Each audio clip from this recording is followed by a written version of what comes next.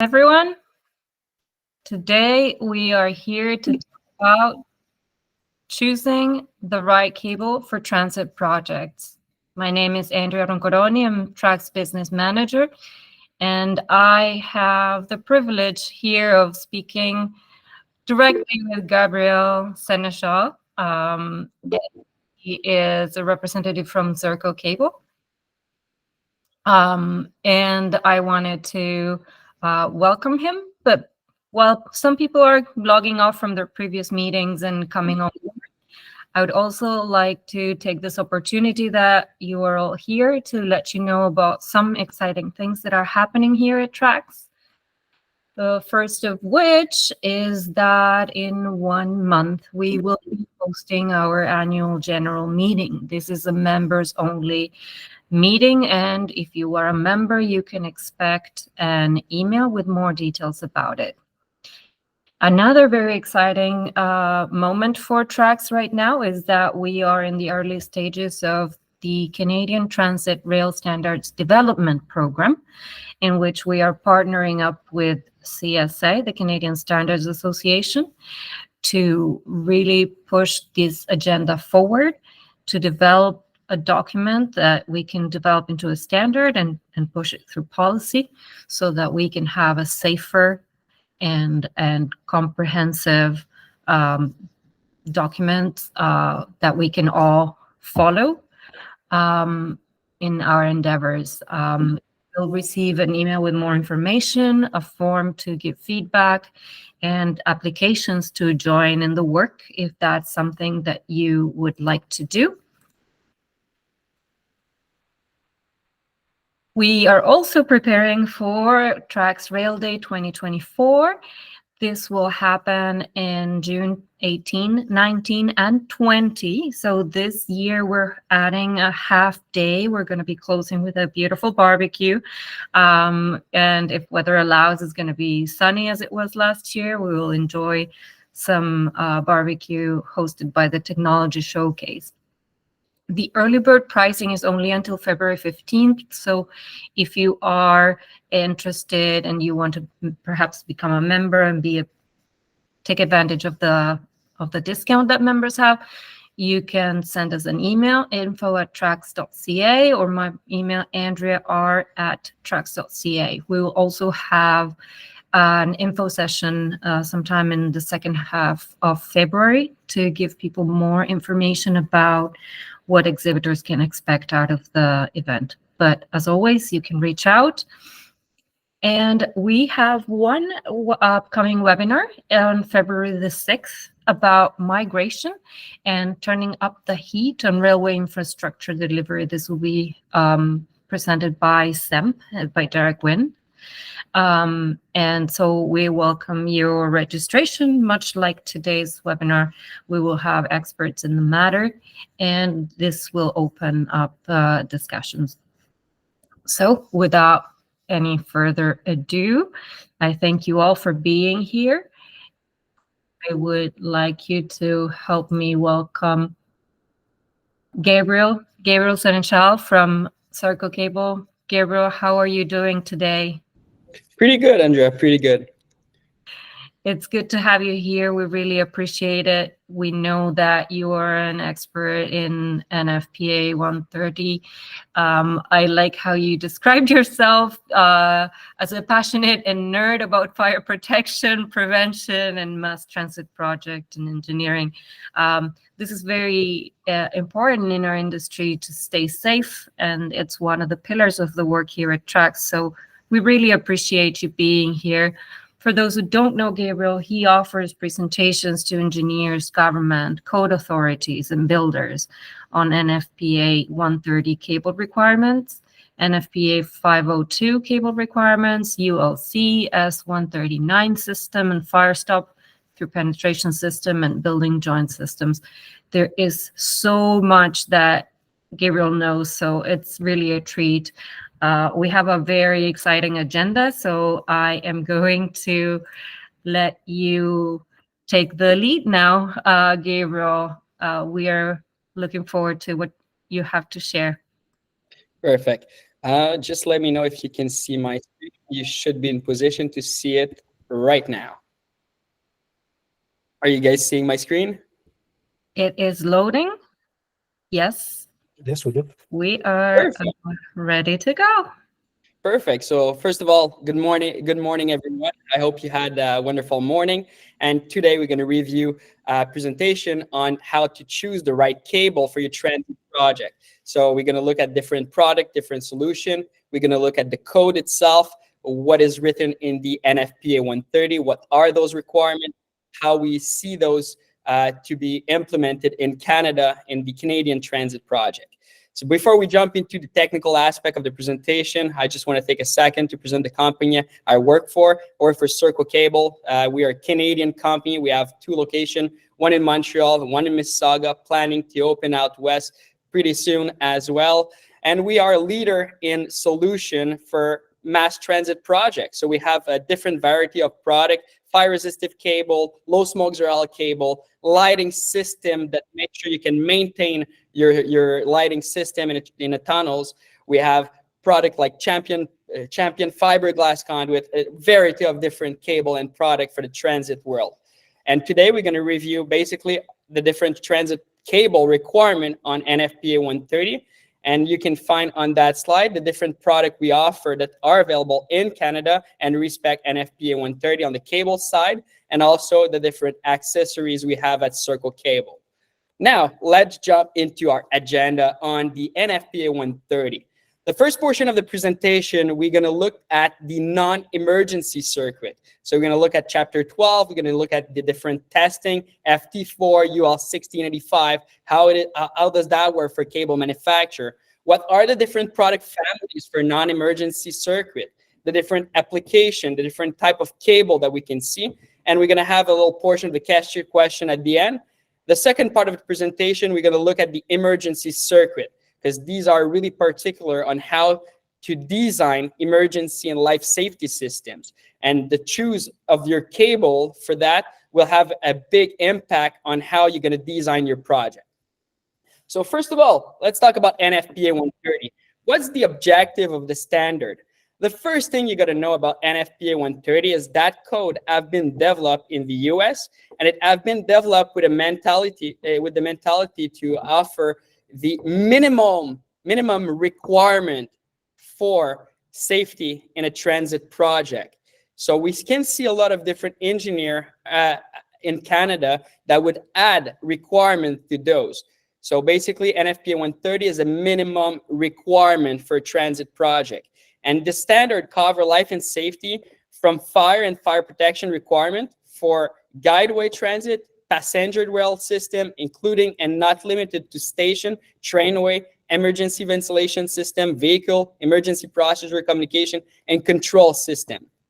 One of the main aspects I'd like you guys to remind yourself during the entire presentation is a little sentence that do impact a lot your choice of wiring on these type of project, which is 4.8. That's going to mention that fire and life safety system integrity. And I want to put an emphasis on integrity, as you're going to have that word that's going to be repeated in different portion of that code. And it mentioned that no part of the fire and life safety system critical to the intent system function that address an emergency shall be vulnerable to the emergency that is supposed to address. So basically, when you're designing a life safety system in transit, you need to make sure that that system is going to last for the period that is required by our codes. So basically, that is going to function when there is a fire and we can evacuate people safely. Let's look at the requirement for non-emergency wiring. And these requirements are also applicable for life and safety circuits, so emergency wiring. So first thing, we're going to talk about flame spread and smoke release.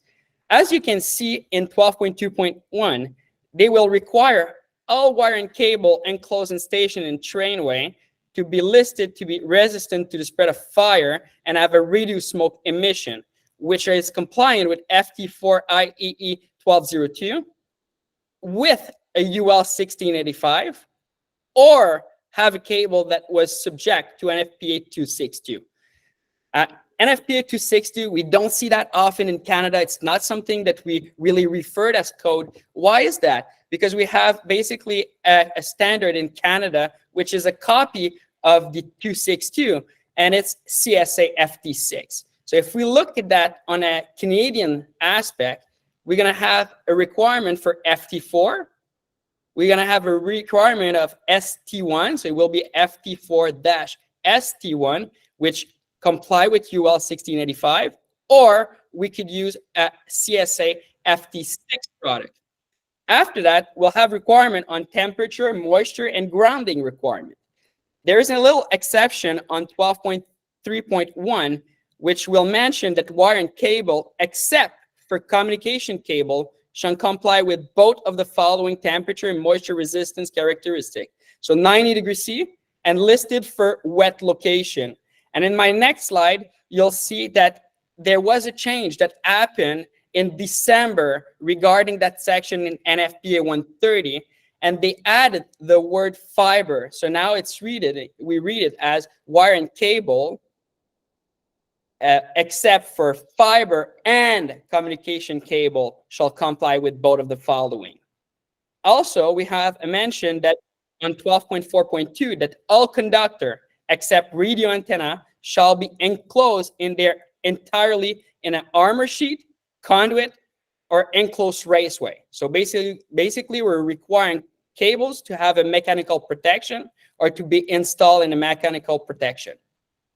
What I was referring to with this little change, including fiber, was sent out in December 2023. So it says wire and cable except for optical fiber and communication cable shall comply with both of the following. So please be aware that change was really recent. So if you're not aware of that change and you're designing a project, you should be aware that the 2023 edition have received a TIA. So there was a modification that went out on November, and it's effective as for December. Let's talk about the FT4 testing. Let's try to understand how it is tested. So basically, FT4 testing is a flame propagation test. So we're not testing a flame resistance or fire resistance. We're calculating the flame propagation. So we want to make sure that if the fire goes on that cable, the fire won't propagate into the project. Pretty simple test. We position wire and cable on the vertical. We put an exposed flame for 20 minutes, and we need to calculate the flame spread, and it needs to be lower than 1.5 meter. Additionally, there is a total smoke release that is calculated to the FT4 testing. But in the NFPA 130, when we require the cable to be FT4, we also require them to be UL 1685. So this is where we're going to have this smoke release testing, which are mentioned for low smoke cable, or cable that are marked ST1.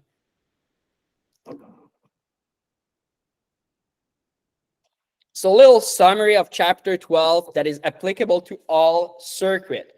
So all cable must be 90 degrees C. For sure, we have the exception for fiber and communication cable. All cable must be low smoke and flame retardant. So FT4 or FT4-ST1. Wet listed, and also cable must have an armored or to be in a raceway or in a conduit. We can see different type of spec sheet that I'm going to showcase just to show you what different manufacturer can offer on the market.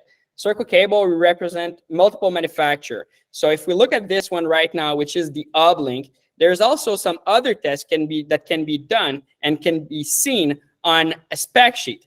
So let's say a sunlight resistance, a rodent resistant, a petrochemical resistance, or moisture resistance. Those are not part of the NFPA 130. NFPA 130 won't tell you that you need a cable that is rodent resistant. But if you're an engineer and you're planning a project, you may want to have that as a specification requirement because of the area where you're building that transit systems. Same thing on the other cable. So if we look at low smoke Zerhal RW90, let's look at the firewall that is built by Marmon, which is a big manufacturer with who we work with. This cable is going to have also a listing for sunlight resistant, but also it's going to have an ERIMA standard for long-term water stability testing. So basically, if you're designing a project and you have to follow an FPA 130, the standard itself going to require minimum requirement. But depending on the project and where you're going to do it, you could add some requirement to your cable specification that would make sure that the cable will last longer for your project, or that's going to be a better maintainability for the transit project. Traction power, also you could add requirement like the RML long-term water stability. This is something really common that we see on multiple transit projects, as designer want to make sure that if there is a lot of water that goes on the cable at some point of the construction or at some point of the final stage, they want to make sure the cable is still going to work, that they won't change it. We're going to have same thing with signal cable, axle counter. Here, we can see another of our partner, which is Electrocable. Electrocable is a Canadian manufacturer. They'll have different type of cable that comply with NFPA 130, and they'll do specification also that could be an improved product for your project. Just look at these specification and compliance. They mention -40 coal ban or -40 coal impact. It's not all manufacturer that can make those. And when you're a designer and looking at a transit project, it's really important to understand what our Canadian code will require, what the NFPA 130 will require, but also think about the future of your project. If you have to maintain those transit systems, transit rail for a long time, it should be really important for us to think about that -40 coal ban and coal impact, as we're in Canada and temperature outside will go at that point. Or have the ARIMA long-term stability, because you're passing this cable where there'll be tons of water.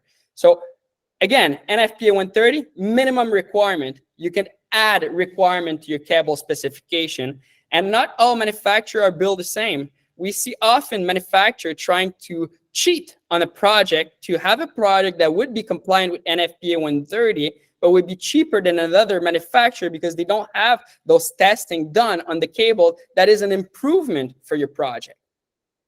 Now, let's talk about emergency requirement, because this is really where it gets a little bit more tricky and a little bit more complicated, and we need to think about the entire design of the project to be able to specify a compliant solution for the NFPA 130 requirement on emergency circuit. So first thing to remember the 4.8 that we mentioned earlier, that I told you guys to remember, because that would be really important. So 4.8, no part of the life safety system should be compromised if they have an emergency to answer. 12.4.4, emergency power, emergency lighting, emergency communication circuit shall be protected from physical damage by system vehicle. So you want to make sure that nothing can happen on a mechanical side that would affect the integrity of the cable. And the requirement is 1 hour. A lot of people and lots of cable out there are 2-hour fire resistance. If they pass 2 hours, they're also 1 hour. So products that are 2-hour fire resistant as per ASTM E119 would meet the 2-hour, would meet the 1 hour also. And to be able to meet that 1 hour fire resistance as per ASTM E119 temperature curve, NFPA 130 will mention that there's multiple ways to achieve that fire rating. First way to do it is that the circuit are embedded in concrete or protected by a fire barrier in accordance to UL 1724. But be careful, because if you select concrete embedment, you need to make sure that the cable or conductor on the other side will be able to maintain functionability at the temperature within the embed conduit or fire barrier. What does that mean? Let's say we have 50 millimeter of concrete. We have a regular cable on the other side, and we have a fire simulation as per ASTM E119 on the other side of the wall. What's going to happen to your 90°C regular cable after 1 hour? It will melt. Study has shown that 50 millimeter of concrete won't procure the survivability to the cable on the other side, as induction of heat would go higher than the 90°C after 1 hour. The other way to do it is circuits are routed outside of the underground portion of the system. We don't see that often. The other way, there is a diversity of system. So basically, we would do a redundant circuit. So multiple circuits separated by a fire barrier with a fire resistance rating, so that if there is a fire on one side, it won't damage the other side of your tunnel. It won't damage the other portion of the system. So basically, two wire, two power center, two device for basically everything. So really costly to do that. And the fourth way is to use listed fire resistive cable systems. And really important, there is no such thing as fire resistive cable in Canada. And this is one thing that I have to explain to a lot of different engineers in Canada, is when we look at fire resistive cable in Canada, it's not the cable itself that is fire resistive, it's a system. And the system will have requirement for how you're going to position your raceway, your cable tray, at how many feet it will be supported, how it's going to be fixed, what type of structure it's fixed at, and a product family also. So we have to go to the wall and test it as per UL 2196 or ULC S139 to have a system that would be compliant. 12.5 is going to mention that when you're choosing fire resistive cable system, you need to make sure to choose a system that will be in accordance to UL 2196. Just be careful. We have a Canadian version of UL 2196, which is ULC S139. And to be able to find those systems, those ULC S139 system on UL Product IQ, you'll need to search for FHIT7 system. If you've typed down only FHIT and not the 7, you'll go on the UL 2196 listing, so not Canadianized. And again, the requirement is only for 1 hour, even if most of the cable manufacturer system for fire resistive cable system will test for 2 hours. 12.5.3, the cable and system shall comply of the following. So be tested as a complete system in both vertical, horizontal orientation. So basically we tested vertical, horizontal. So we have to do S on the wall. We have to test the complete system. So all components that have been tested are part of the system. Let's say you go to the wall and you test a special conduit. So you're testing Champion phenolic conduit for a system with our violin cables. Well, just be aware that FRE, another brand that do exactly the same type of conduit, wouldn't be approved, as that brand was not tested to the wall. So designer must select the right component as a whole system and not just a cable. We're going to have some mention too in other chapter that will impact the choose of your cable for a different system. So yes, in chapter 12, it mentioned that the emergency power, emergency lighting, emergency communication. But we will have also control system that may be impacted by having a fire resistance cable depending on the design that was chosen. So if we look at 11.1, we're going to mention that this chapter defined requirement for functionability, reliability, and availability of the control system and communication system when exposed to the effect of smoke and fire. We'll have mentioned what are the applications that are described in that section, but also we're going to explain what is the functionability, reliability, and availability. So 11.3.1 will mention that functionality, reliability, and availability of control system and communication system must work during a fire, so that the incident shall be considered in addition to normal reliability and availability calculation. So to meet the goals of fire life safety of the occupant, the effect of a single point failure shall be considered. So basically you want to make sure that if there is a fire and it affects the communication of the cable will continue to working. In addition to physical protection from incident, control data, communication cable, and related component shall continue functionability during fire. So this will impact all your wire and cable choice for these systems. Emergency circuit, also chapter 5, so station and trainway. It will mention that emergency communication systems, that the station shall be provided with an emergency communication system in accordance with Chapter 210. We'll also mention that the following system shall be connected to the emergency power. So you're going to need to have a fire protected cabling, or make sure that your circuit for emergency systems are protected from fire. So emergency lighting, protective signaling system, emergency communication system, and fire command centers. On Chapter 12, we're going to again define emergency communication systems. So an emergency communication system shall be provided through a fixed guide with transit passenger rail system in accordance with this chapter. Two-way wired emergency communication system for telephone handset shall be provided at the following location. So fire command center, operation control center, traction power, blue light station, ancillary rooms, other location along trainway that are determined by the authority having jurisdiction. And again, those are minimum requirements. On Chapter 12, they will mention that require emergency circuit to be tested with UL 2196. We have to remember that in Canada, we have ULC S139, and these need to be tested as per ASTM E119. So again, if you choose concrete embedment, you need to make sure that the cable on the other side will work if there is a fire simulation as per ASTM E119 on the other way, so that the cable can perform their intended electrical function during a fire. So let's go back to the little summary for emergency protection: circuit embed in concrete, or circuit routed outside, or a diversity of system, which is a redundant circuit, or fire resistive cabling. So there's 4 options, and you need to choose one of them.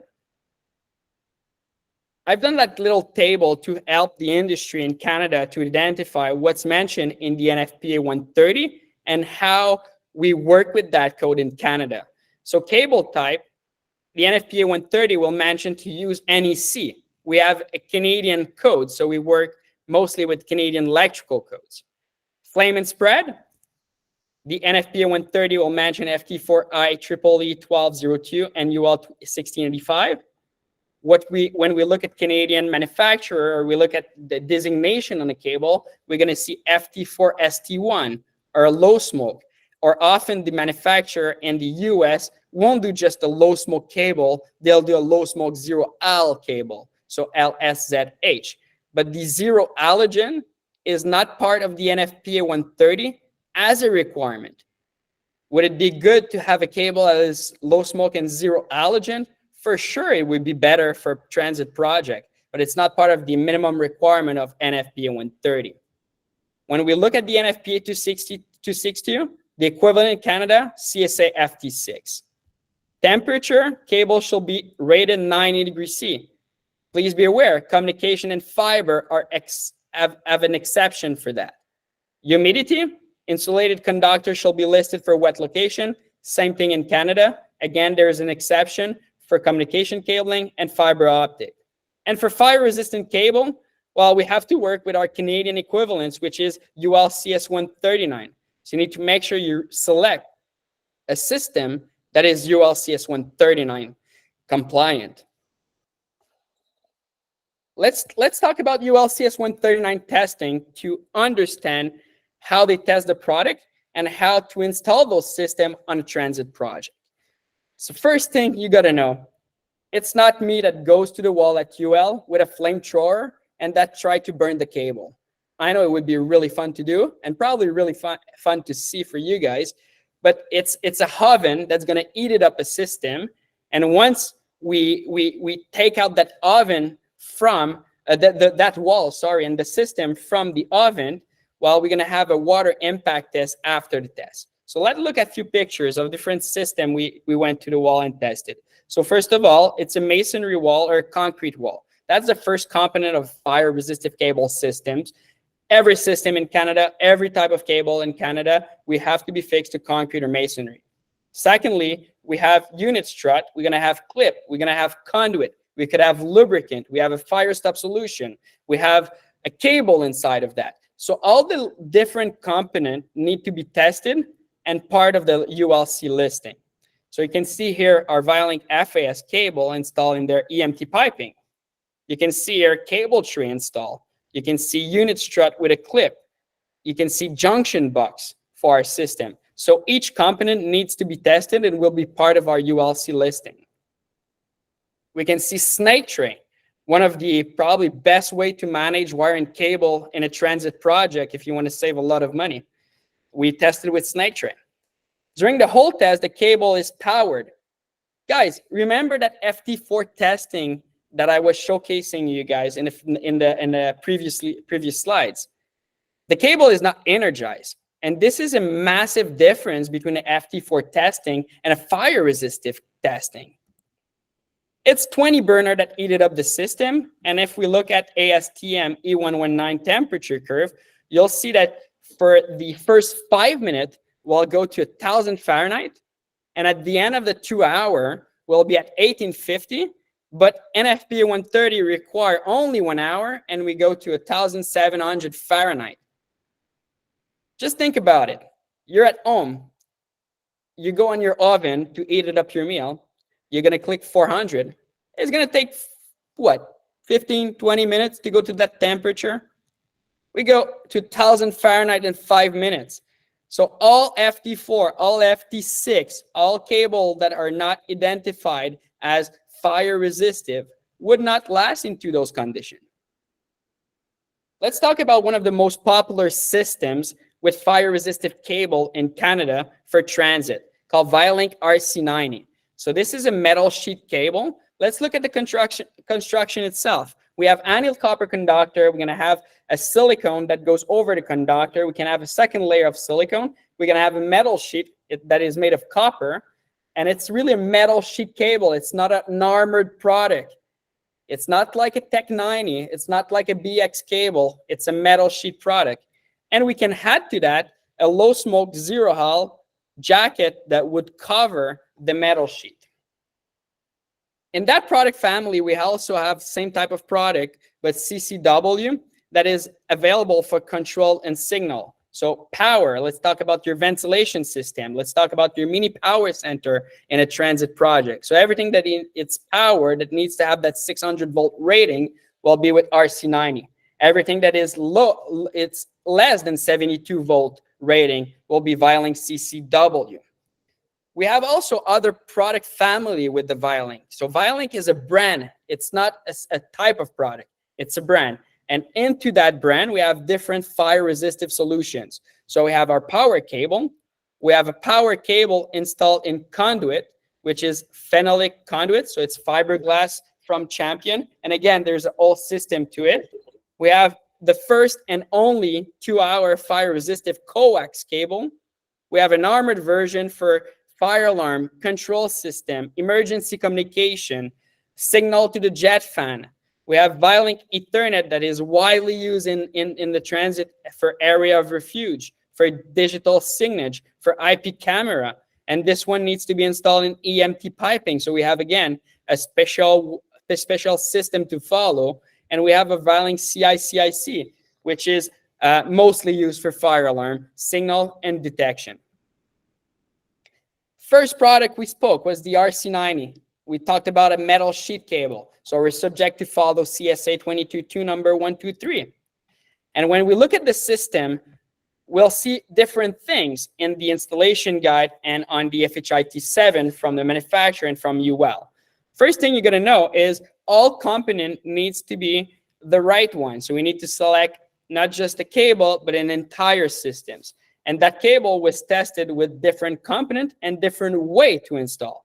Let's look at the first way. Unit strut with a clip. So requirement will be to be fixed to concrete and masonry. You're going to use a unit strut and a clip that will need to be positioned prior and after each bend. And you're going to need one at every 4 feet. Let's say we installed that cable in, with that solution. So unit strut and a clip. The unit strut will also have to be a certain size and a certain type. We can't use all of the different unit strut that are available in the world. We have to use steel strut or stainless steel strut. It needs to be minimum of 7 1/8 and a 12 gauge steel. So basically 7 and 8, 12 gauge steel. And if you have a longer strut, so 20-inch and longer, you're going to need 1.5 inches for your unit strut. In the FHIT7 installation guide, you also see how it was tested and how it was secured to the wall. So we'll have mention on which type of screw or which type of masonry anchor you need to use.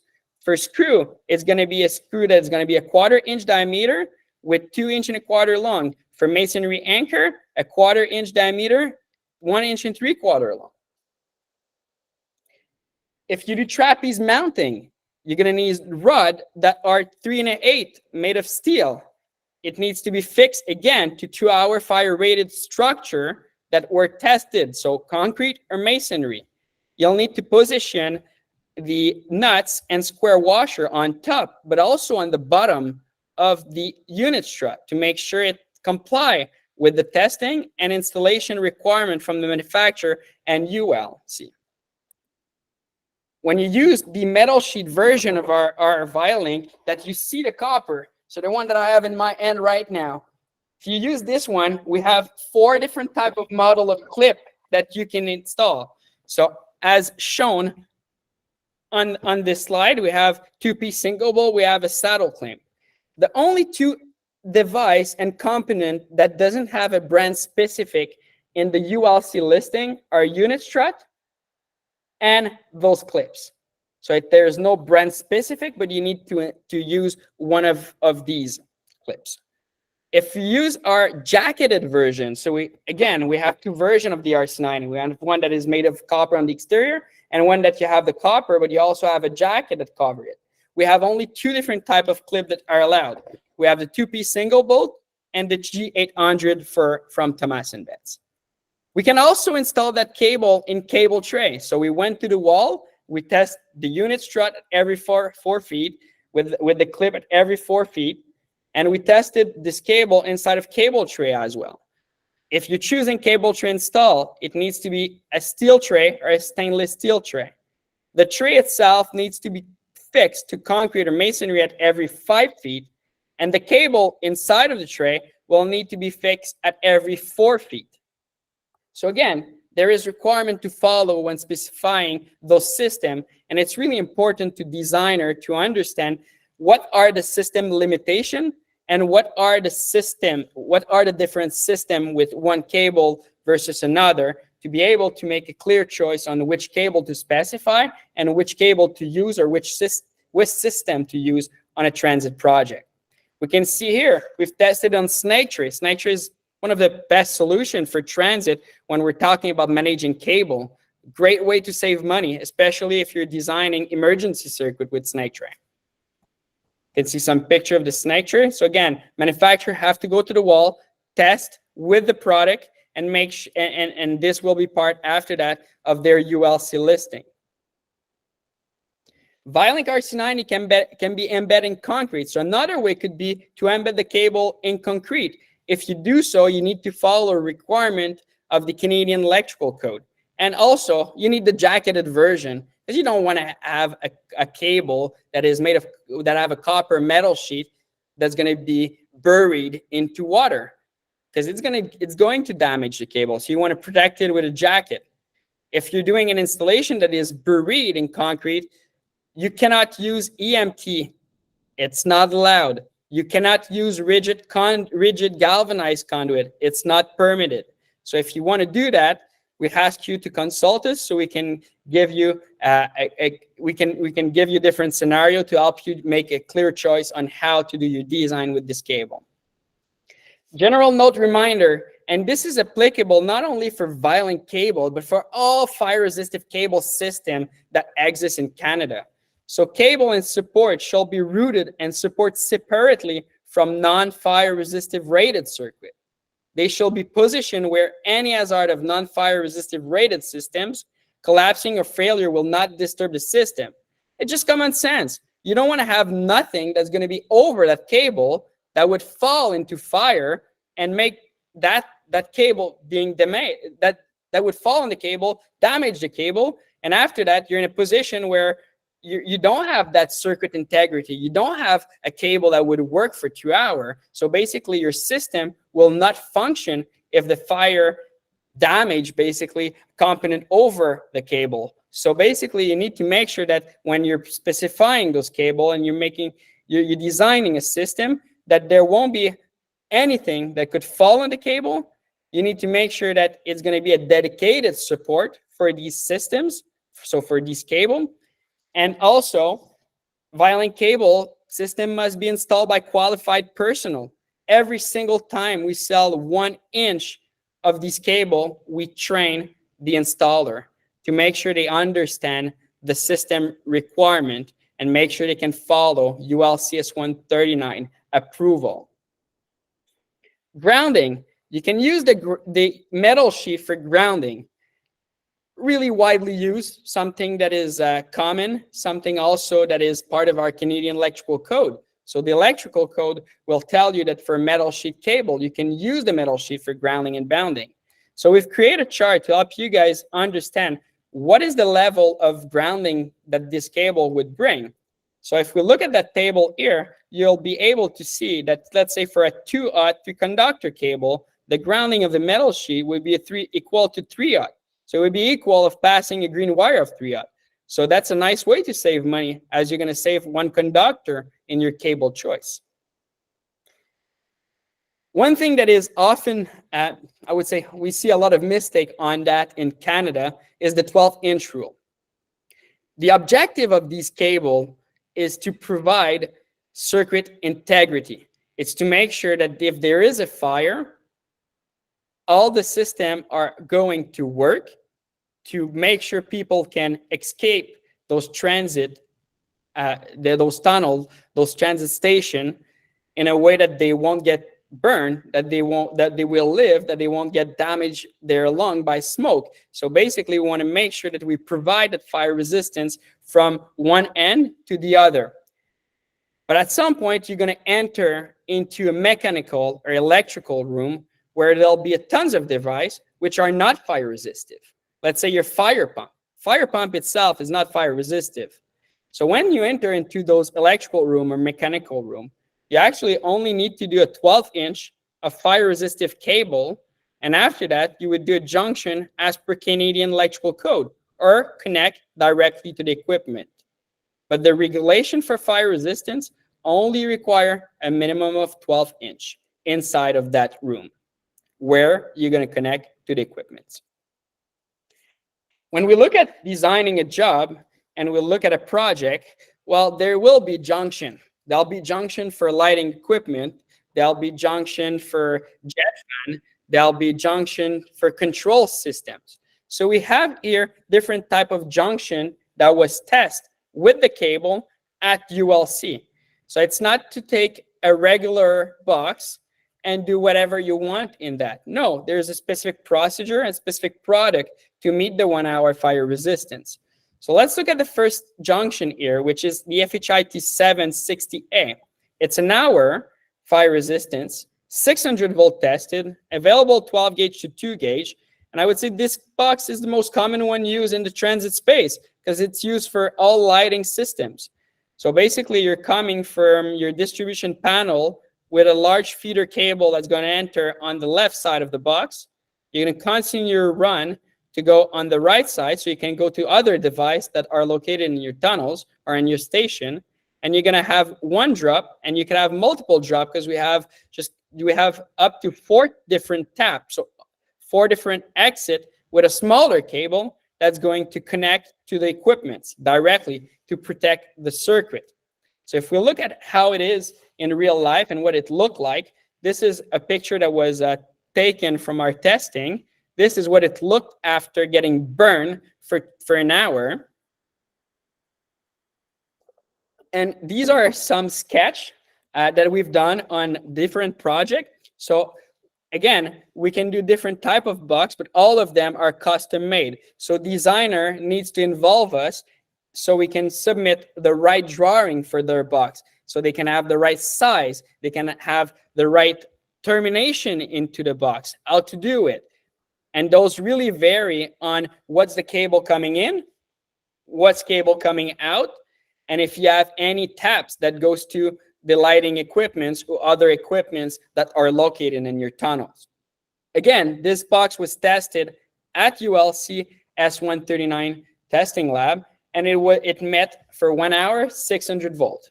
We also have a similar box that was tested for 2 hours, but at 480 volt. So depending on which system you're designing, you may want to choose one versus another. Again, those are just few sketch of past project things we've done. What it looked like on the inside. Pretty easy for contractor to do any termination. They just have to bring the cable in with the right connector, have the right box for what they're intended to do, and make sure they do a compression. Another type of junction that may happen is a junction I like to call, oops, we broke the cable. Or we're doing an installation for a jet fan, and we were producing length of like 300 meters of these cable, but at some point, the jet fan from the driver is located at a longest, it is located really far, so we have to do longer run than 300 meters, so we have to get those type of junction. These are the splice, the tape splice junction. It's available A gauge to 750. And again, it's a system. So it's a particular part number for the box, a particular part number for the connector, a particular part number for a compression coupling that's going to go from conductor 1 to conductor 1. And we have a series of tape that needs to be applied, which is silicone tapes and glass tape. So the component are listed in the ULC S139, but not only the component, the methodology on how to do the junction is also part of the listing. This is what it looked like in real life. This is what it looked like on a project. Again, what it looked like on a project. And why choose Violink on your project? Well, it's easier to terminate and probably best choice available out there for fire resistive rating in transit. Why is that? It's not mineral powder that you have to put fire on the cable to extract humidity before doing a termination. It's silicone. That cable has been made for transit. It was designed for transit. It's also available on long length. We don't have any restriction on our side except what can be basically transport and what's the restriction of your project. Because at some point you're going to have restriction for the reel or the weight of the reel, how to carry it on the job site. This product has 600 volt ULC S139 approved splice. So we have the tape splice, we have the block splice also. So we have solution for transit project. It's also available in low smoke zero hull.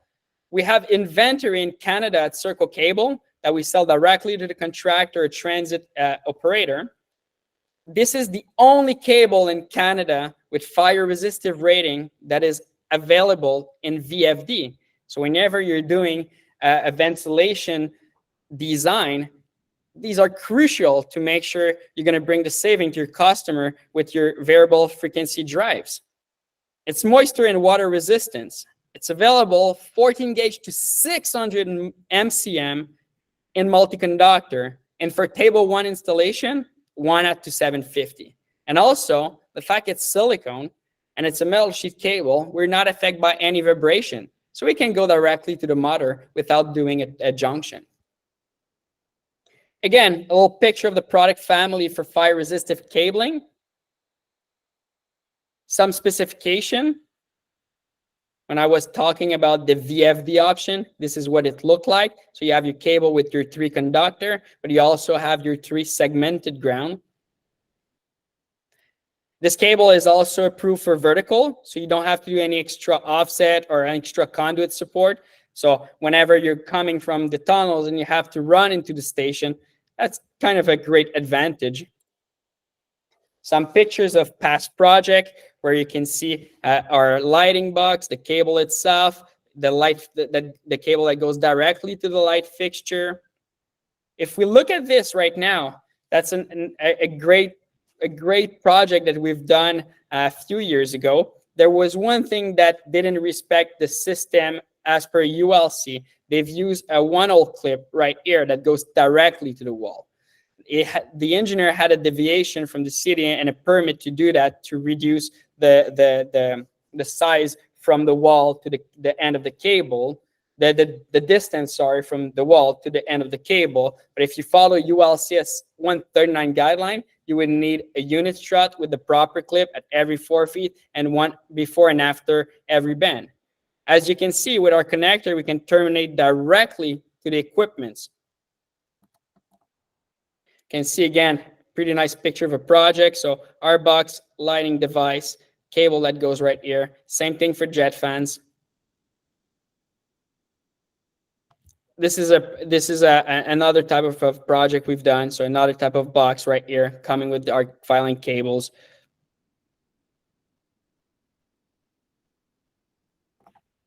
Another type of project we've done in the past. So you see unit strut, you see the cable, you see the right clip, you see the right box, and after that you have the 4-tap that goes to each lighting device to make sure you protect your circuit from fire. So basically, if there is a fire, the light fixture is going to burn, but you want to make sure that the other light fixture will work so people can evacuate safely.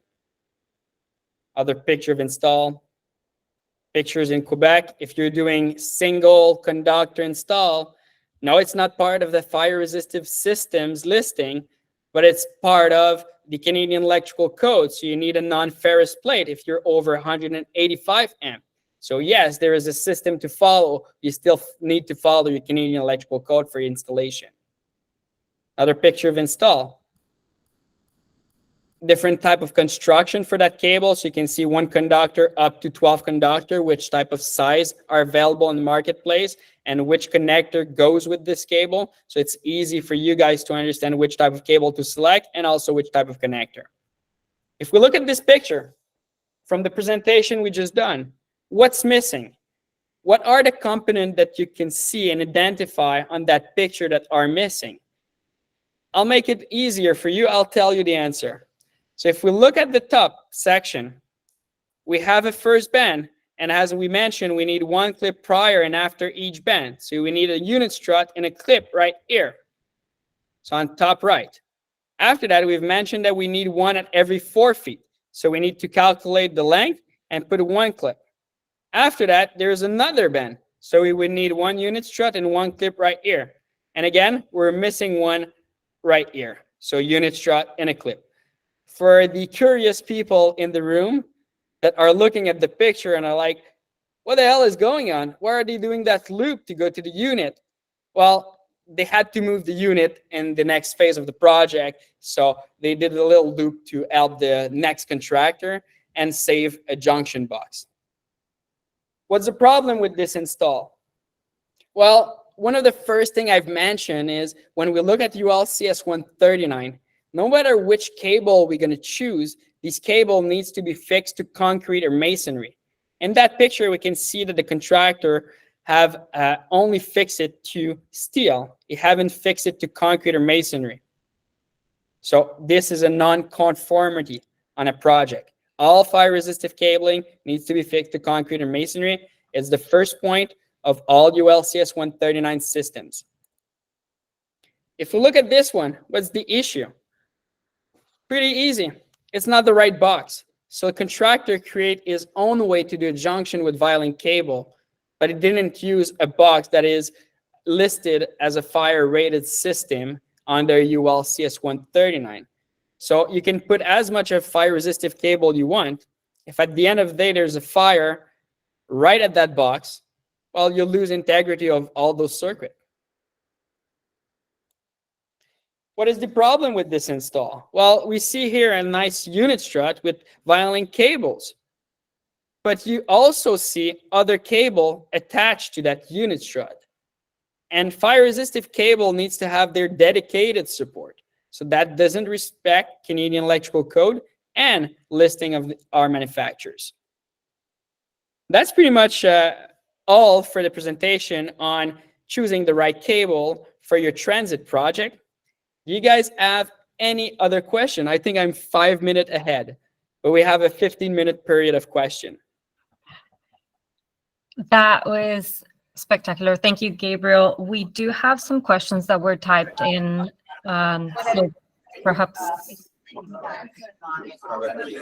Sorry, Isaac, can you answer? Yes. So we have a couple of questions here. Mostly are from Isaac, who is unmuting himself. So I will let him ask. Please, in the meantime, if you have a question, you can type it in. Uh, can I explain the question? Yes, go ahead. Talk to Yeah. Gabriel. So in fact, I have three questions. So the first one is that you have shown that electrical lighting boxes. So you are distributing power, and you have a lighting box to each lighting devices. So my question is, in those, in order to if one of the lighting devices is in fire, so to protect the distribution, the circuit distribution, I want to know if you install fuses inside the lighting box. Yes, so there's two way that we've seen on different project in Canada. We have tested to the wall at ULC fuses inside of our boxes. So this is one way. The other way is to have the lighting manufacturer to have the fuse inside of their lighting. So there's two way. One way is we can put fuse straight in our boxes, and the other way that the lighting manufacturer have fuse inside of their light fixture. Okay, and in the first case, do the fuses has to be certified? Yes. So when we went to the wall, we've tested multiple different fuse. So we can send you a document so that will stipulate each type of fuse that we've tested. Okay, okay. My second question is, if we have the emergency communication system, if we are talking about the emergency telephony, Yeah. and we have a communication cabinet that is fed by um, by multiple circuits. Okay, and after that we had to the let's imagine that we have an emergency telephone 100 meters from this intermediate cabinet. So I repeat, you have the technical room. From the technical room to the communication cabinet, we use the strategy of diversity in circuit routing. And from the communication cabinet to the final telephone, we use a fire resistant cable. And the distance between the cabinet and the emergency telephone, it's around 100 meters. Is Okay. this is it a problem if the cabinet itself is not fire resistant? No, it's a sacrificial device. It's a sacrificial. What do Yes. you mean? Basically, you want to the objective with the fire resistance cable requirement of an NFPA 130 is to protect the circuit. But we do understand that if a fire is right to a device, so we can talk about, let's say, our GNG lighting. Okay, and let's look at this scenario. This light fixture itself is not fire resistive. It will burn. Your notifier equipments will burn also. Your jet fan will burn at 450 Celsius. We're tested to 1010. So you want to make sure that all of the other component will continue to work during a fire event. So basically, if you lose that command center, that device, you'll have other device that's going to work effectively to evacuate people. Yeah, but the problem that we see is that the from the final device, that it's the emergency telephone, to the communication cabinet could be 100 meters. So if we Yes. have the fire in the cabinet, we are going to lose several emergency telephones that are around Yeah. up So, to 100 meters. So what's your opinion about that? but what you told me at first is you're providing the fire safety of that cabinet by having a redundant system. So if one cable fail, you'll have a second system that will power that device. Am I right? Yes, that will power the cabinet, the Okay. intermediate cabinet. Exactly. But if there is a fire, what you're saying is if there's a fire straight at the cabinet, you're going to lose the entire thing. So We are going to in lose that way, two you or don't have, three emergency telephones that are up to 100 meters. yeah, so you're not following an FPA 130 requirement because that your device, if there is a single event, will fail for multiple device. Yeah. So Okay. design wouldn't work. Okay. And our my third question is that the extract from the NFPA 130 is about the edition of 2017, Oh, and you're in working with the the 2017. So we yeah, will need. I would need to work to just dig back into 2017. I'm working more with the 2020 right now on multiple projects. So I would just need to go back in 2017 and look back, like basically what's written and make sure. yeah, it's concerning the article 12.4.4. So this is an article that has that has changed a lot from the edition 2017 and edition 2020 and 2022.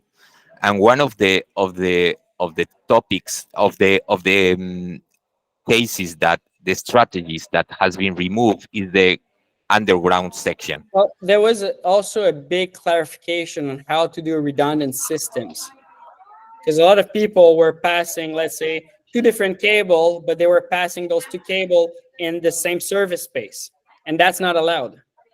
Yeah. So it's really a duplication of systems when we do redundant systems. Okay. And Yeah. there is a pretty nice. If you want, just send me an email.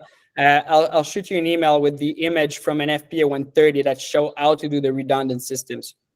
It's Okay. it's it's really not cost effective. Okay. Okay. Okay. Thank you. Thank you very much for the presentation. My Thank pleasure. you very And, much. and any engineer in the presentation that like to consult us for design or estimation of their design, that's what we do every day. So we're here to support you guys. Okay. Thank you. That's great. Gabriel, I also received another question here from Louis Virginon. Louis, do you want to ask a question yourself? You can unmute yourself and go ahead. Okay, yeah, sure. So I was wondering, we have the case in one of our projects where we have an area that is covered by sprinkler. And basically what I want to know is, are the requirements for resistant cable the same, or are Yes, we? for NFPA 130, yes. Okay, so even I know in building code it's different. Okay, yeah, but for NFPA and railway transit projects, okay. Yes. All right, thank you.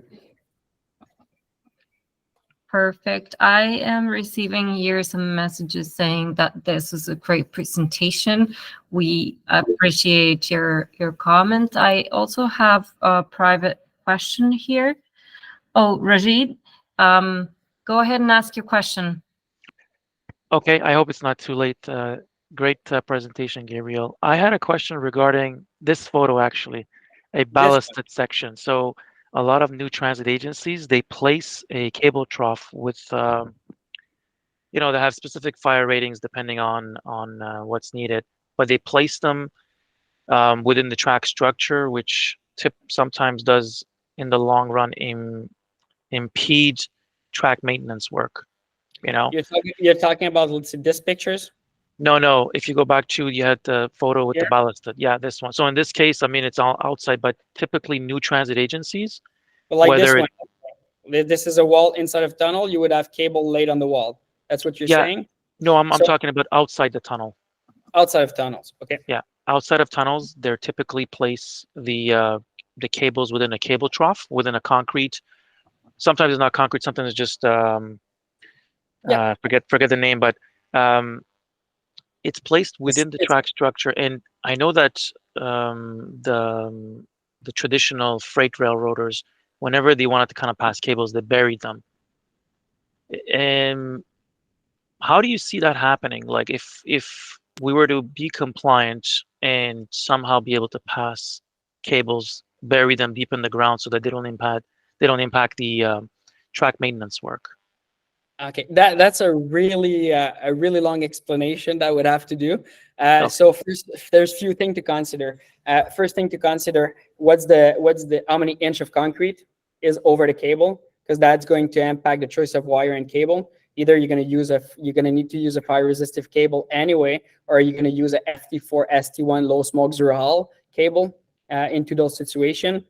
After that, we need to understand what are the aggregate composing the concrete, because in 2018 there was a big study done by NFPA Research Foundation which have demonstrated that 50 millimeter of concrete would not give a fire rating to the cable on the other side because of induction of heat, and the variable is the thickness of the concrete but also the aggregate.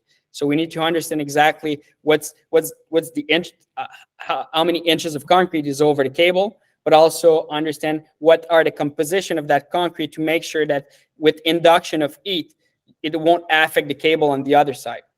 Or one of the other way to do it is just you embed fire resistive cable into that, so that way you're just sure 100% that it's going to work. Does anything prevent burying the cable in the ground, like well into the ground? No. Without a concrete trough? Because No. Typically, I've seen almost any major project. I mean, from photos that I've seen, whether it's Ottawa, Montreal, Toronto, I've seen the cable trough placed right next on a ballasted track section. They place it right next to the ties, and it kind of impedes long term. You know, whenever you have like 50 years down the road, when you have to do major maintenance work, you have to almost remove the cable trough. Yeah. And the traditional railroads, they buried the cables deep into the ground, like. But the other issue with burying, when you buried it on the ground, is you're gonna have how you're gonna maintain that cable. How are you gonna inspect that this cable was not damaged by times of being there? And so that's another issue of maintainability of a transit project. How can you make sure that this cable will still be fire resistant, will still be protect, and will still work if there is a single event that cause failure of systems if you can't inspect it? Okay, it's basically prioritizing one type of inspection maintenance over another. Yes. Okay, thanks for the answer. Any other questions? Thank you for your questions, everyone. You have a chance to ask. Well, I received a question here in an email, someone who had to drop off, and they're asking me, what is the fire rating of FT4 ST1 cable? 0 minutes. So these FT4 ST1 cable, low smoke zero hull, are not tested to resist fire condition as per ASTM E119. ASTM E119 will go to 1,000 Fahrenheit in less than 5 minutes. So by knowing that, we know exactly that a 90-degree C cable would not resist. Okay, thank you very much.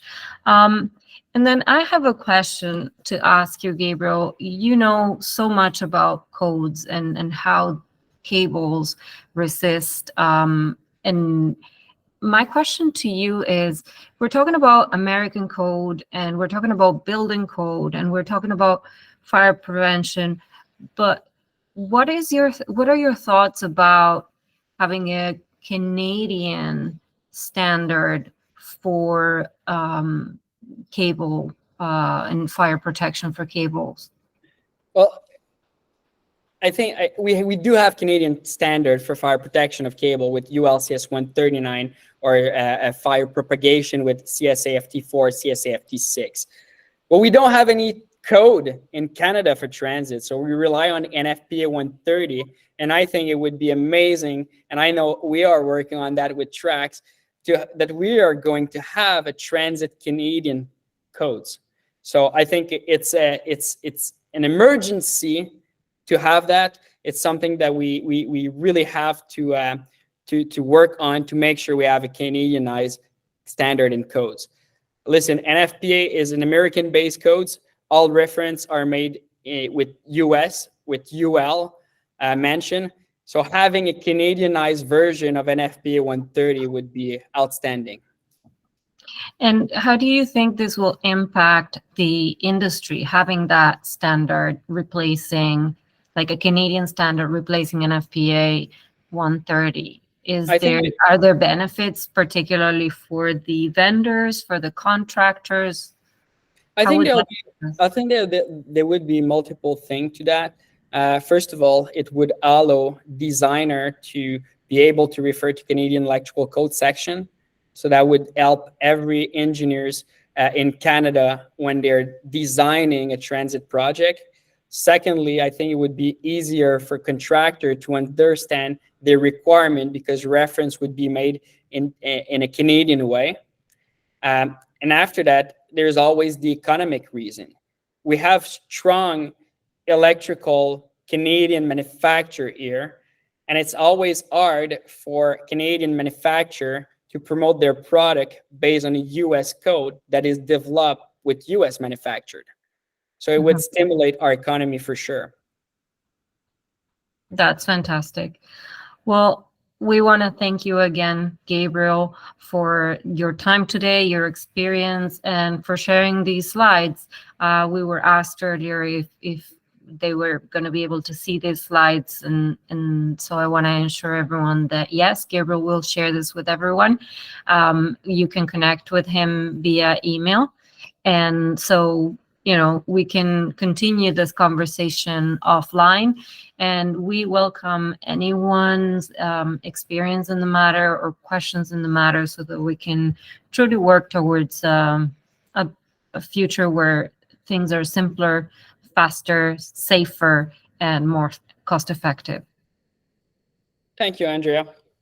Thank you very much, everyone. Have a great rest of your day.